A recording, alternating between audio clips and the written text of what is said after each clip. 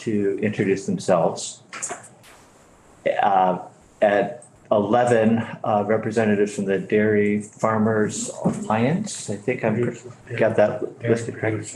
Dairy producers, thank you. So not farmers, but producers. And then that'll bring us up to 12, and then we're back in at 1 this afternoon. And I won't go farther than that. We'll be back here at 1, just so you know. We got a full calendar. Yes, very full.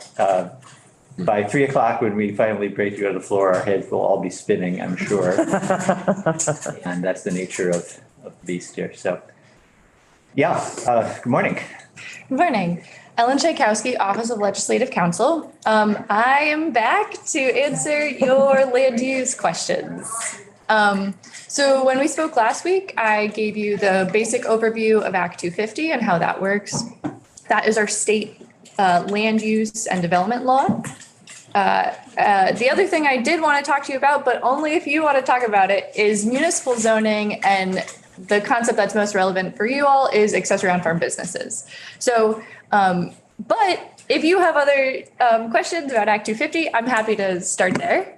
But what I have provided Alora that she has posted on the website is a very short presentation that just has a couple of excerpts of relevant statutes, just so that you have them handy and I can walk them through if you want me to. It just is the accessory on-farm business statute, the Act 250 definition of farming, and then a couple other statutes related to the municipal zoning for accessory on-farm businesses. Well, yeah, I'll give everyone a chance to pull that up on your iPads or whatever device you've got. And I think it would be helpful to go through that. I know we've only scheduled you for 45 minutes, so we've got, and I don't know how long that might take to go through, and I want to leave time for any questions that people might have too. So why don't we start there anyway? Okay. I am going to attempt to share my screen from my iPad, which I haven't done that before. But I am just going to put up the presentation as I just mentioned. Okay. And you see the date. And Click on that. All right. Representative Graham is giving a tutorial here, and maybe others could use the tutorial also. So Thank you. does anyone have Loading. Okay. if anyone not know how to find the reports on our legislative page and wants to do that right now? Now you're sharing. Great. Okay. We'll have it on the screen too. So. All right. This is not the best view, but if you have it on your iPads in front of you, as I just mentioned, it really is just the text of the statute. And so especially this text is not very big, but I wanted to make sure you could just see it as just all in one statute. So if you want to pull it up from the website, also just the statutory page on the website, you could do that. So first we're going to look at 24 VSA 4412. I'm just going to try to zoom in because the iPad is not the best for this, but so 4412 is part of Chapter 117 and Title 24, and it's the municipal zoning chapter. So municipalities have the ability to adopt zoning districts. These are districts within a town or city where they lay out what specific land uses are allowed and what different levels of permission may be needed from a town in the form of a land use permit. So they set the districts, you may be familiar with like residential districts or commercial districts or industrial districts. There's a lot more and those categories blend together, but the municipality has the ability to say where it prefers for certain land uses to occur within a municipality. Under existing statute, so the municipalities in regards to zoning can't do anything without the legislature giving them approval for it. That's what 117 lays out, is what they're allowed to do in zoning and what they're not allowed to do in zoning. And one of the provisions is that towns can't regulate farming in their zoning. Cannot. They cannot. So like under Act 250, farming is exempt from municipal zoning. The reason the conversation has come up recently with this committee is related to these provisions in 441211, which talks about accessory on-farm businesses. So like Act 250, municipal zoning uses that same definition of farming, which is actually on slide number 3. And it's that list of things that you can do on a farm that qualify as farming and therefore exempt you from these regulations. But as farmers have diversified their operations, they were looking for a different category of activity to still be exempt. And so that's how the accessory on-farm business statute was created. I think some of you were here for the work that this committee did on creating that statute in 2015. But I was going to walk you through the language just so that you get a sense of what we're talking about. Does anyone want to have any questions about zoning before I start? Because this is going to lay out how accessory on-farm businesses are treated under zoning. I guess I have one question. Take this off. So you're saying that the town can't regulate farming. So can the town regulate where farming happens, or can farming happen anywhere? Anywhere. Oh. They often have defined districts where they prefer agricultural activity to be the primary activity, and that's so they would limit commercial activity or industrial activity from happening there, but they can't regulate where farming actually happens. Okay, I think we're. Representative Temple. So if a area is prior to a farm beginning has been zoned as, say, residential, industrial, but hasn't been developed yet, the buildings haven't been built, could somebody come into that zone and open up a farm? Yes. Okay. And I think that has happened, and that's some of your conversations may happen around the right to farm and how that relates. And so I think some of the conflicts that have happened have related to that instance occurring. All right. So looking at 441211, I'm sorry, the text is small on the slide. Accessory on-farm businesses. No bylaw, so municipal zoning bylaw, shall have the effect of prohibiting an accessory on-farm business at the same location as a farm. So this is really setting sort of the ceiling of what towns can do. They cannot prohibit through their zoning accessory on-farm businesses. I think one of the things that was happening, that was the impetus of this law in 2018, was that while towns can't regulate farming, farming doesn't include commercial aspects. So it doesn't include it includes basic sale of products, but as you get more diversified in the sale of products in different aspects, towns were imposing regulation on that. Specifically, some towns were attempting to, I think, regulate some farm stands. And so this was really setting a floor of no bylaws can prohibit accessory on-farm businesses at the same location as the farm. So we're going to go into the definitions of all the words in that sentence. Representative Levin, did you want to? I just have a quick question. Sorry, I'm thinking about my Grand Isle zoning laws. We have zoning issues about where you can put a building. Yep. It makes it sound like this is exempt if you want to put up a farm stand? Yes. Yep. And that's going to be, it's farther down on this page. Yep. The use of structures. I don't think we know that. So there are details. This is not a blanket prohibition. The details I'm going to talk about as we proceed. So Okay. I don't want anyone to get too ahead of me, but yes, most of what zoning does is regulate the location of buildings and where they can be constructed. And this is putting a pretty strong limitation on the town's ability to do that. Now, the towns do have some ability to regulate under this statute. So it isn't a full prohibition. So I will get to that. So Representative O'Brien. Sorry. Might get to. You're never going to get Kind past of working it. backwards yep. about the 1 acre and the 10 acre rules. Uh-huh. So once you have zoning, does that come into it, or does that only really come up during like an Act 250 permitting or challenge? So 1 acre and 10 acre jurisdictional triggers only relate to Act 250. Towns have lots of different mechanisms that they use to set different size limitations, but that is not related to this specifically.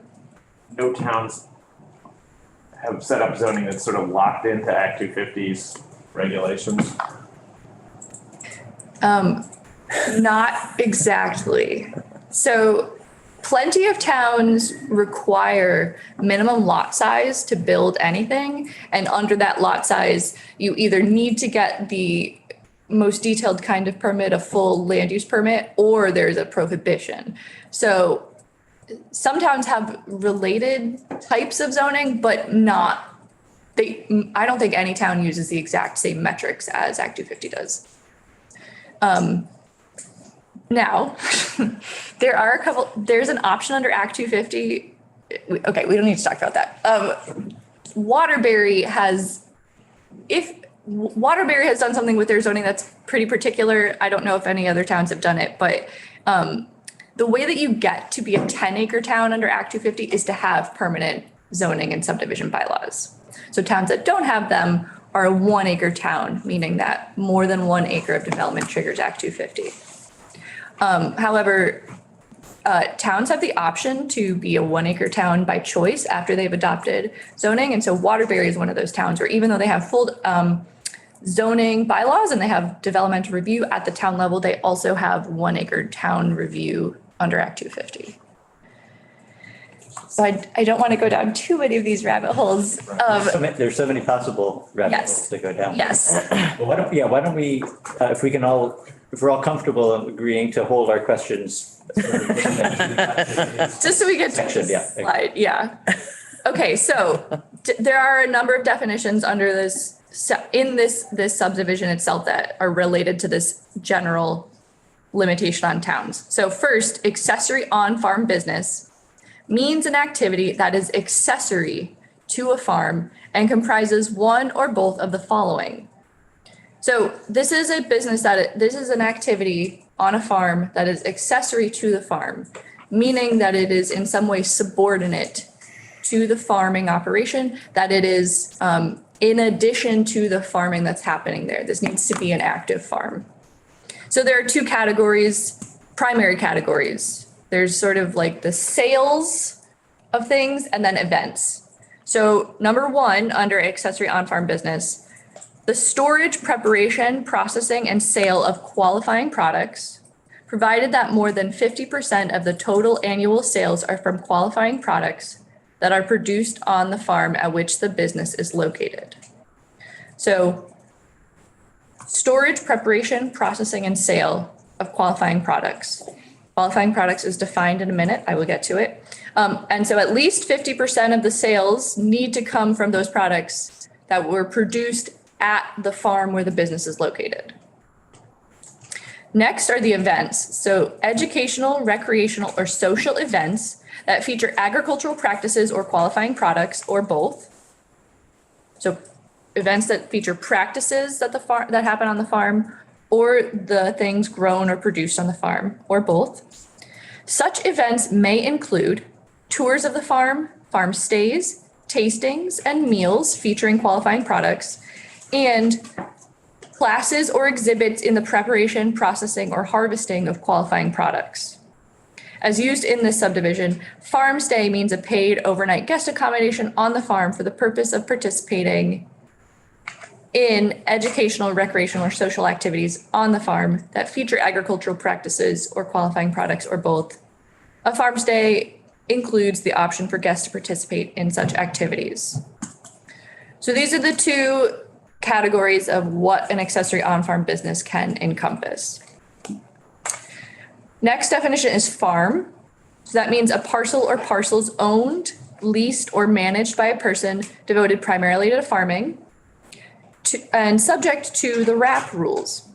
For leased lands to be part of the farm, the lessee must exercise control over the lands to the extent that they would be considered part of the lessee's own farm. Indicators of control include whether the lessee makes day-to-day decisions concerning the cultivation or other farming related use of the leased land, and whether the lessee manages the land for farming during the lease period. Next definition is farming, and it has the same meaning as 10 VSA 6001, which is the Act 250 definition of farming. All right, qualifying products. Qualifying product is a product that is wholly an agricultural, horticultural, viticultural, or dairy commodity or maple syrup, livestock or cultured fish or a product thereof, a product of poultry, bees, an orchard or fiber crops, a commodity otherwise grown or raised on a farm, or a product manufactured on one or more farms from commodities wholly grown or raised on one or more farms. The RAP rules means the rules on required agricultural practices adopted under 6 VSA Chapter 215, Subchapter 2. I think your committee will probably get in depth on those. Those are the rules that apply to farms that the Agency of Agriculture, Food and Markets administers. They relate to quality, water quality, and they also set up a tiered system based on the size of the farm. Okay, so here are the rest of the details of this provision. So B is eligibility. For an accessory on-farm business to be eligible for the benefit of this subdivision, the business shall comply with each of the following. The business is operated by the farm owner or one or more persons residing on the farm parcel or the lessee of a portion of the farm. And the farm meets the threshold criteria for the applicability of the RAP rules set forth in those rules. So this is an accessory on-farm business needs to be located on a farm, operated by the farm owner or a lessee of the farm, so someone who is doing farming. And the farm meets the criteria set by the Agency of Agriculture under the RAP rules for farms. So they need to be governed by the Agency of Ag under their farming rules. C is the use of structures or land. So an accessory on-farm business may take place inside a new or existing structures or on the land. So this is related to the question of whether or not someone can do new construction for an accessory on-farm business. So related to that is D, review permit. Accessory activities of an accessory on-farm business that are not exempt under 484.13, which is where it establishes the exemption fully for farming. So things that are not specifically farming that are exempt may be subject to site plan review pursuant to 44.16 of this title, which is a later slide that I can show you. A bylaw may require that such activities meet the performance standards otherwise adopted in the bylaw for similar commercial uses pursuant to subdivision 44.14.5, which is another later slide. So back to Rep. Levitt's question. Is that how you say your name? Levitt? Levitt, yes. Okay, back to Rep. Levitt's question. So this statute establishes that a municipality cannot fully bar accessory on-farm businesses. If they currently have statutes related to performance standards for other types of businesses, they can use those for the new construction for these activities. Well, and generally just for the activities that are there. And so that is under what is considered sort of the lowest level of review for municipalities, which is called site plan review. And it's a very defined list of criteria that they're allowed to look at. And it's one of the later statutes, but primarily it is the sort of basic site specific criteria like traffic, noise, signage, lighting. I may have missed one, but that's a later slide that I'm going to just show you is that they have basic level of review because there are basic level of safety concerns for a municipality. And so I think also that was sort of a negotiated compromise with the municipalities to allow them to have basic level of review when there is going to be a new activity on a farm. Ellen, Yes. is that what we mean by performance standards? Yeah. Those 4 or 5 things that you just ticked off? Yeah. Okay. Yeah. All right. So E, less restrictive. A municipality may adopt a bylaw concerning accessory on-farm businesses that is less restrictive than this statute. So Towns don't have to use site plan review if they don't want to. They can allow accessory on-farm businesses to be fully exempt. Or they can minimize, or they can only look at the traffic impact. They can be, that's why I sort of consider this like a ceiling. They can be less restrictive than what the statute is laying out. And then finally, notification and training. The Secretary of Agriculture, Food and Markets shall provide periodic written notification and training sessions to farms subject to the RAP rules on the existence and requirements of this section and the potential need for other permits for an accessory on-farm business, including potable water and wastewater system permits under 10 VSA Chapter 64 or Act 250. So farming itself is generally exempt from many laws. However, once you start operating in the commercial space, other statutes don't recognize the existence of the accessory on-farm business. So things like Act 250, the wastewater and the potable water statutes, once you're in the commercial regulation land, there are other permits that you may need that these types of businesses are not exempt from. Okay, so this statute is very specific to municipal zoning and municipal regulation of activities on farms. Let me just pause and see Yes. now that we've had a chance to absorb quite a bit, if there are questions. Yeah, Representative Rice. I just have two clarifying questions. The first is the eligibility piece, the lessee of a portion of the farm. Is there anything that says that the portion couldn't just be literally like the footprint of a building that someone builds to, like, does it? You seem to say that they have to be sort of engaged in farming on that land, but it doesn't seem to say that. And so I'm just wondering if that is elsewhere, if it literally, like, the portion could be a tiny part of the farm where a business is going to.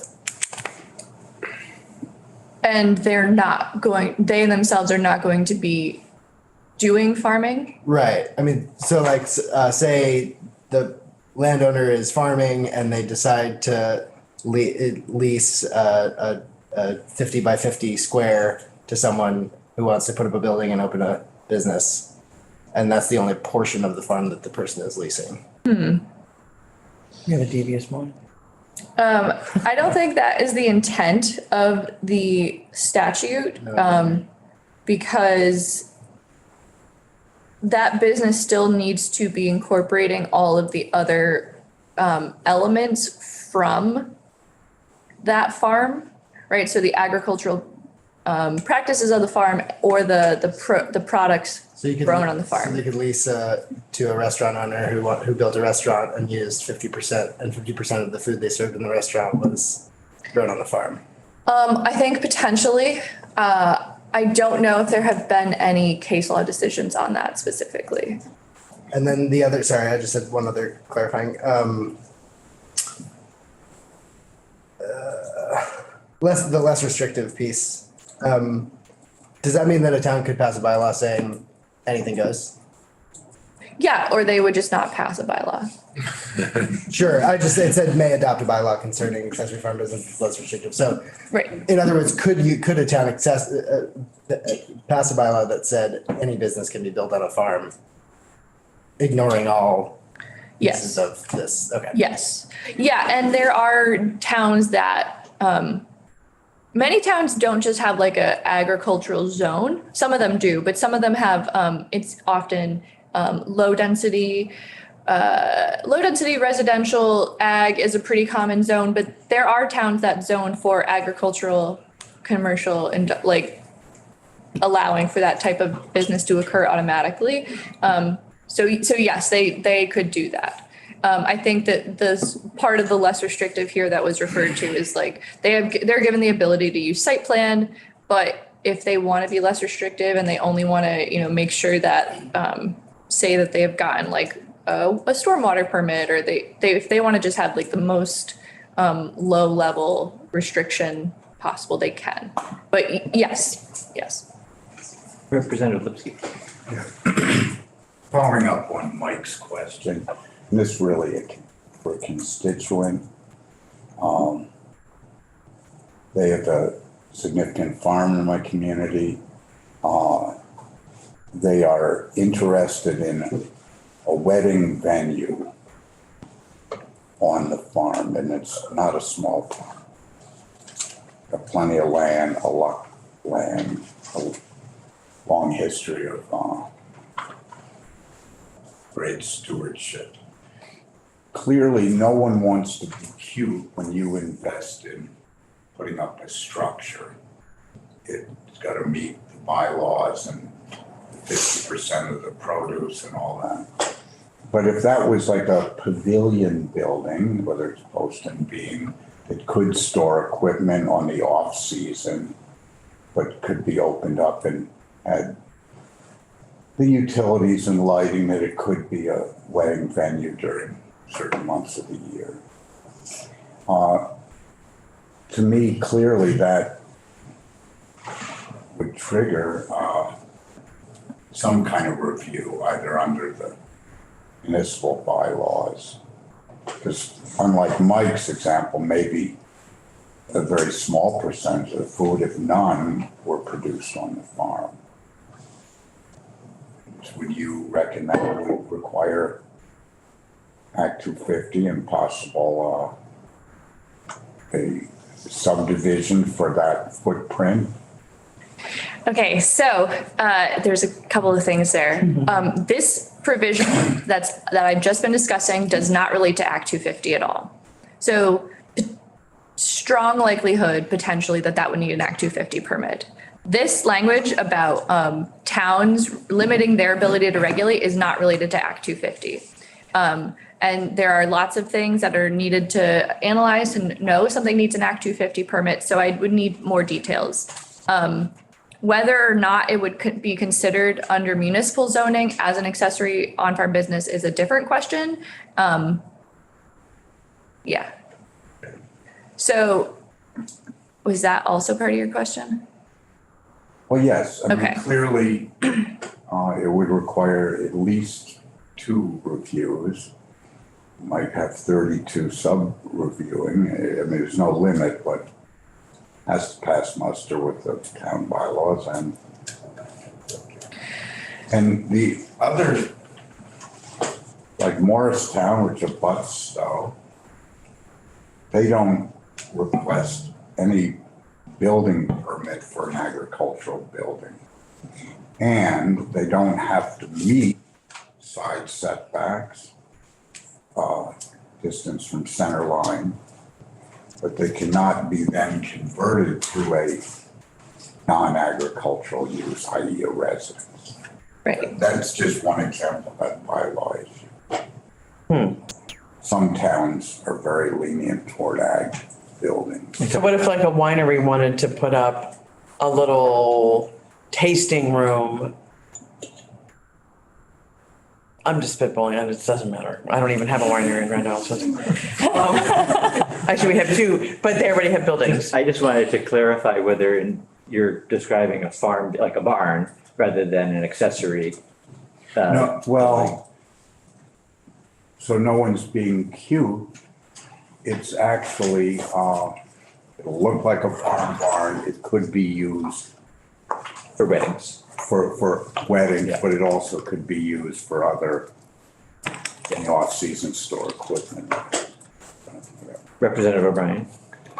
Just one follow-up on that. From what I understand, Ellen, who did the original accessory on-farm business legislation before my time? So Rodney might remember, but I remember our former chair saying wedding events were not part of the eventual sort of compromise on this. So there was a lot of discussion. I was a law clerk when so I did work on it. My predecessor, my predecessor and Mike O'Grady, I think, did really work on it because the issues are cross-cutting. And so Mike and I still do work on it together. So wedding venues were discussed a lot. The issue really does come down to, are you trying to feature agricultural practices and things related to the farm, or are you just putting up a commercial event venue? Is there farming happening, and are you featuring the farming? Are you serving food that has been grown on the farm? If so, under the definition of events, there's a pretty strong argument that can be made that someone who is a farmer, who's operating a farm, who's regulated by the Agency of Ag, if they're featuring the food that was grown, that could be an accessory on-farm business. Now, if they just put a barn in a field and let people have weddings there, that is probably just a commercial activity that's happening.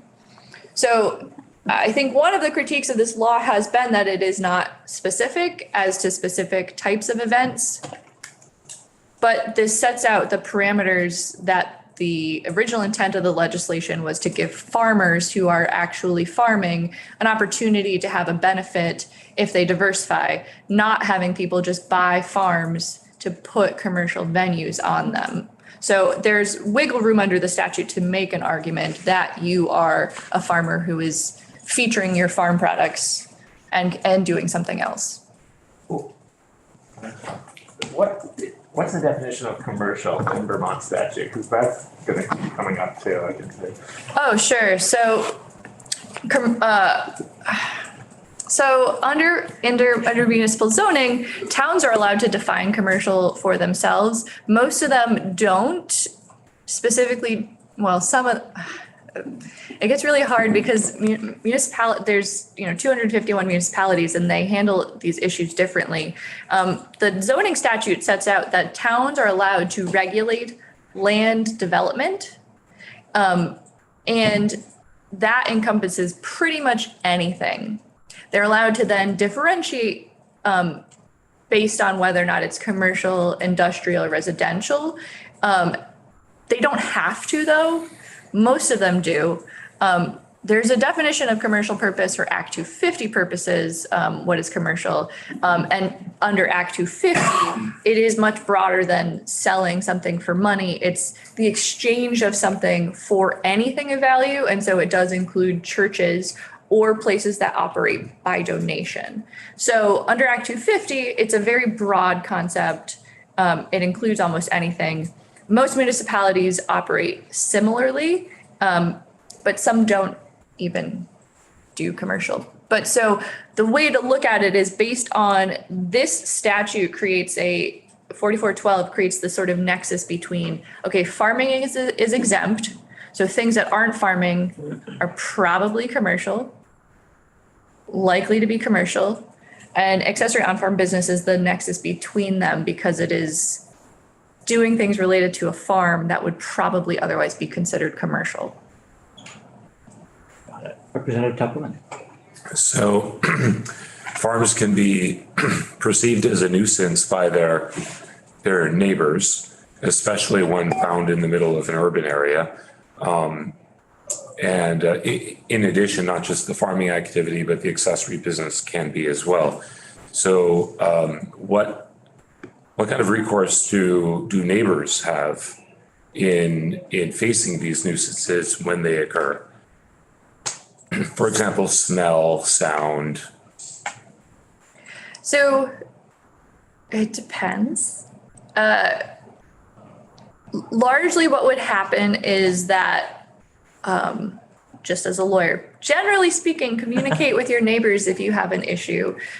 Getting a legal solution is the thing you want to do last because that is difficult, but communication with neighbors, I always advise. If a permit has been issued, even a site plan review permit, someone can complain to the town about violations of that permit.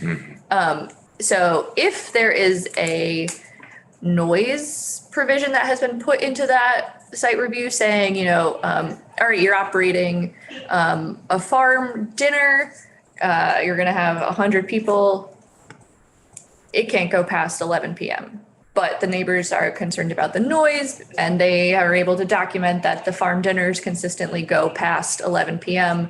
That is something they can go to the town who can then enforce against that permit and either, I don't know if they have injunctive authority, but they do have penalty authority and will look to get a business into compliance on that.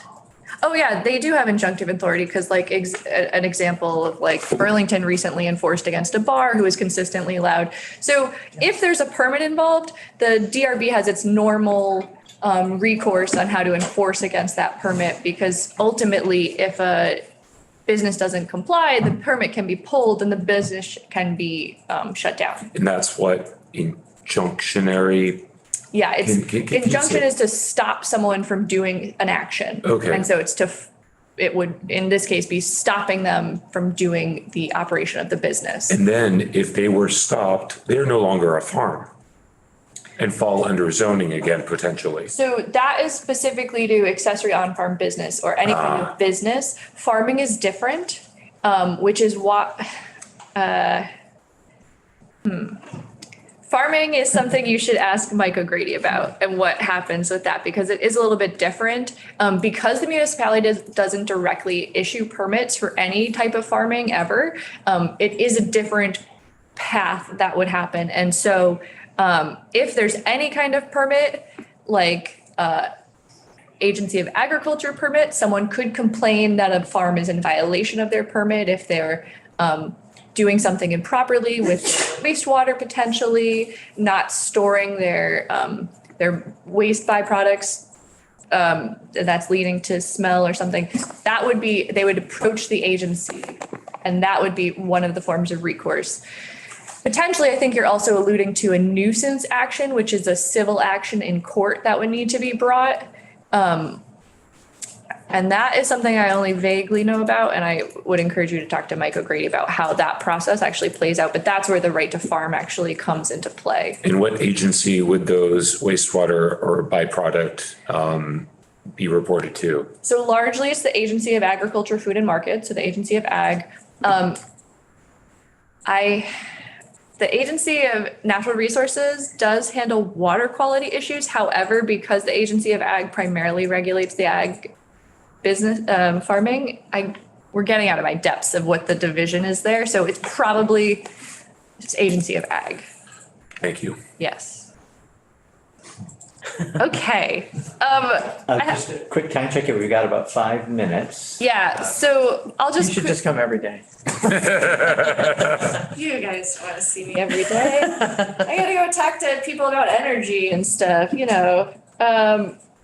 The other slides that are in here were just sort of supplementary to what I've already talked about. So slide 3 is just a reminder of the definitions under Act 250 so that you can see what things are currently included in the definition of farming, and to remind you that this definition is used in many other places in statute, including under the accessory on-farm business statute. So it's the primary definition of what is farming. Can I ask a quick question about what is farming? Where do hemp and cannabis fall in this? Great question. We should ask Mike. We should ask Mike, but We will have a thorough, yeah. discussion about. Because it keeps coming up when I have a hemp farmer who's now trying to get into cannabis and he says hemp is considered farming, but cannabis isn't. So I agree mostly. Okay. Yes, hemp, I believe, we can double check with Mike. I believe hemp is farming. However, only small level cultivation of cannabis. I think it's less than 500 square feet Wow. is farming. Wow. And then once you get larger, it's not. Yes. So then the next slide, I did just want to point out here is the performance standards that we mentioned earlier. So, and what's underlined, there's a lot of words there, but what is underlined are the performance standards that were referenced above. So noise, vibration, smoke, dust, odor, so other forms of air pollution, heat, cold, dampness, electric magnet or disturbance, glare, liquid, solid, refuse or waste, or any other dangerous, injurious, noxious, or fire explosive other hazard. So that is part of what the municipality is related to this for accessory on-farm businesses specifically, not for farming. So that's for the business part. And just here is also the citation. So under 4413, a bylaw, so a municipal bylaw shall not regulate required agricultural practices, including the construction of farm structures, as those practices are defined by Agency of Ag. So that is the prohibition. It also, B and C also prevent towns from regulating silvicultural practices and forestry operations. So farming, it can't be regulated by the municipality. And 2 under here says, a farm structure in this context means a building, enclosure, or fence for housing livestock, raising horticultural or agronomic plants, and carrying out other practices associated with accepted agricultural or farming practices, including a silo, but not including human habitation. So farm structures are included as part of the things that are exempt. And so I think this relates earlier to Representative Lipsky's, is that your last thing? Oh, sorry. Question of like, is it a farm structure or is it a commercial structure is often a question of the specific facts in the case. And then finally, section 4416 lays out what a site plan review is. I like to think that there are 3 levels of permits that a municipality can issue. The most detailed and sort of, I think, most difficult process for some people, though not that difficult, is a regular land use permit. It has a lot of criteria. The municipality has the ability to set the different criteria. Next is conditional use review, which is used in some of the different types of review. It's when something is sort of on the line of whether or not they want it in that zoning district or not. And there's a separate list of criteria involved in that, including the character of the area. And then the lowest level of review is the site plan review. And here's what it includes. So approval of site plans includes adequacy of parking, traffic access, circulation of pedestrians and vehicles, landscaping and screening. Oh, I missed that one before. Protection and utilization of renewable energy resources, exterior lighting, and the size, location, and design of signs. Signs are a big one for some people. So those are what's generally included, and they can be supplemented by those additional performance standards I mentioned earlier. So that's what we're talking about for accessory on-farm businesses, not for farming generally. Senator O'Brien? So what happens, let's use Tunbridge as an example, with a town that has no zoning? I was wondering, like, none of these site reviews or performance reviews come into play, right? Right. But does the state have sort of a catch-all net of ordinances to back up select boards in this case, or we have to pass them, so things like noise, traffic, et cetera? Unless we have an ordinance on the select board, we have no standing to enforce or have an injunction. Right. Okay. The backstop is Act 250, because in that case, when there's no zoning, Act 250 requires 1 acre of construction, 1 acre of commercial activity to trigger. And so at that point, Act 250 is likely to be triggered, at which point the criteria will need to be part of the application. But most barns or pavilions wouldn't be 1 acre, so you would get under that way? No. So under Act 250, the jurisdictional trigger is the size of the whole parcel, not the actual location of, or the size of the building on it. However, once jurisdiction attaches, it only attaches to the part that isn't farming. And so the conditions apply to only the part that is commercial, not. So the whole parcel is taken into consideration to trigger Act 250, but then the review and the conditioning is only on the commercial aspect. How do you remember all this? So you guys are like going to be PhD level Act 250 experts, like. Well, we don't have to remember all of it. And I think it's really helpful to know that it's there, and just having a little bit of conversation about, specifics is useful too, to sort of get us thinking about, oh, what about that? So I think this may be something we hear more about as the session goes on. This is 2015 or 2016, I think you said was the date that. 2018. Oh, 2018, okay. And have there been any revisions? Yes, this committee made a very small revision last session, actually, to strike 1 word to clarify under under qualifying products. So previously it read, it struck one of the adjectives in the sentence to clarify the sentence. So it struck the word principally in relation to qualifying products. And so principally produced is another concept that's actually very close to the concept of qualifying products, in that principally produced means primarily made on the farm to the tune of 50%. So layering that with qualifying products, there was a suggestion that actually like confused the concepts, and so it now just reads qualifying products. So that has been the only revision. Good. All right. Just one thing for our committee, and Heather brought this up earlier, is I wonder if there's starting to be case law on, because with farms diversifying, say, where whatever this commercial business is, whether it's considered farming or not, it starts to sort of dominate the revenue coming into this farm. So wedding business, for example, or cannabis, not farming. What happens in those cases where you have this weird mix between farming and something actually on the farm that's way more successful? There isn't any case law on that issue specifically. And what would happen generally is if it would be complaint driven primarily, like if it became clear, like visually, like the fields are not being tended, you know, like someone may complain like, oh, it seems like this business has become primarily just a wedding venue. That would be complaint driven, at which point the whoever issued the permit, probably the town, would say, oh, is your revenue actually still coming from farming?